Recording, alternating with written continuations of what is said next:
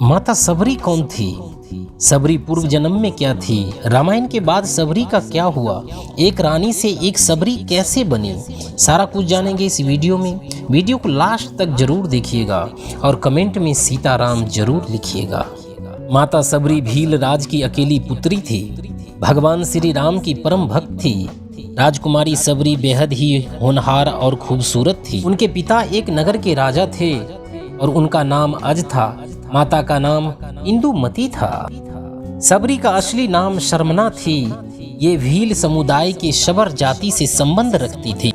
सबरी अपने पूर्व जन्म में एक रानी थी और उसका नाम परमहिसी थी। प्रयागराज की धरती पर एक बार कुंभ के मेले में परमहिसी रानी और राजा दोनों साथ में गए थे। कहा जाता है कि वहां पर संतों की सत्संग चल रहा था। जब माता सबरी ने राजा से आज्ञा मांगा तो राजा ने उसे बताया कि हम आम लोग नहीं हैं, हम राजा हैं, हमारे कुछ मर्यादे होते हैं। आप राजा की पत्नी हो, आप आम लोगों के बीच में बैठकर कथा नहीं सुन सकते।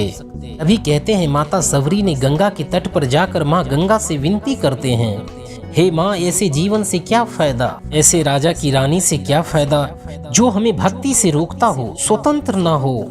आज हम अपना शरीर त्याग करेंगे।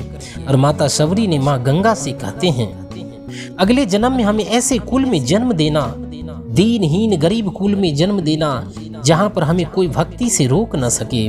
और रानी जल में समाधि ले लेते हैं।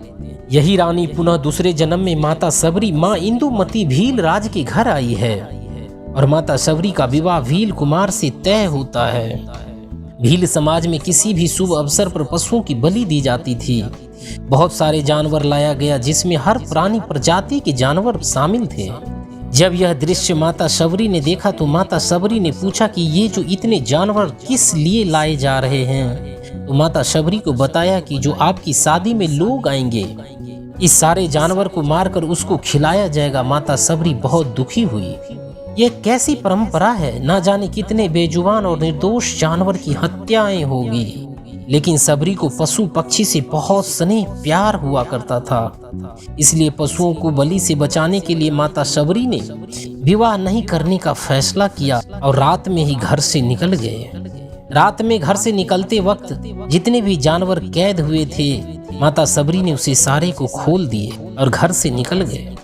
मेरी शादी न होने से इतने जीवों की जीवन दान मिलेगा, ऐसे शादी हमें नहीं करना चाहिए। और भगवान की खोज में निकल गए। सबरी दंडकारण्य वन मतंग ऋषि के आश्रम में रहती है। भगवान राम की प्रतीक्षा करते हैं। मतंग ऋषि ने बोला, भगवान राम आपसे मिलने जरूर आएंगे, लेकिन कब आएंगे ये नहीं बताया, इसीलिए इंतजार करना, भगवान का इंतजार करना। मतंग ऋषि की मौत के बाद सबरी का समय भगवान राम की प्रतीक्षा में बीतने लगा। वह अपना आश्रम एकदम साफ सुथरी रखती थी। रोज राम के लिए मीठे बेर तोड़ कर लाती। बेर में कीड़े न हो और वह खट्टा न हो, इसके लिए वह एक एक बेर को चख कर तोड़ती थी। ऐसा करते करते कई साल बीत गए। कई वर्ष की तपस्या के बाद माता सबरी को राम का दर्शन होते हैं। आजकल सबरी की कुटिया को सबरी का आश्रम कहा जाता है, जो कर्नाटक में स्थित है। रामायण के आरण्य कांड में उल्लेख मिलता है कि सबरी के देह त्यागने के बाद राम और लक्ष्मण ने उसका अंतिम संस्कार किया और फिर वे पंपा सरोवर की ओर निकल पड़े हैं। वो ये माता सबरी की एक छोटी सी कहानी मैंने आपको सुनाया। अगर ये कहानी आपको थोड़ी बहुत अच्छी लगी है, अपने दोस्त परिवार के साथ में शेयर कर दीजिए। दिन के 24 घंटे में 15 मिनट भी भगवान के लिए जरूर निकालिए। भगवान कहते हैं, जब हम किसी को संपत्ति देते हैं उसे हम नचाते हैं, और जब हम किसी को भक्ति देते हैं भक्त हमें नचाते हैं। जय श्री राम, जय सीताराम।